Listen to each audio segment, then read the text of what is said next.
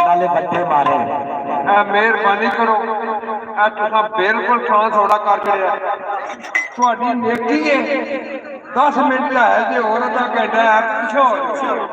माशाल्लाह खैर हो रहा है पास के कॉल शूट करके माशाल्लाह बढ़िया हो गया पिछे बहुत बड़ी मेहरबानी जी वाह खैर धीरे धीरे मैं ना होना पवे थोड़ी मेहरबानी बहुत हां जी मैदान के पहले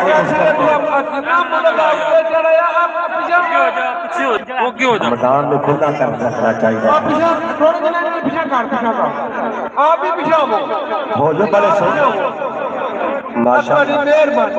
बड़े सोने क्लीन करने पे ने से अपने अगे पीछे सारे क्यों थे को बात लगा क्या प्यार लगे ने थोड़ा थोड़ा पूरी ना ग्राउंड पिछा कर दो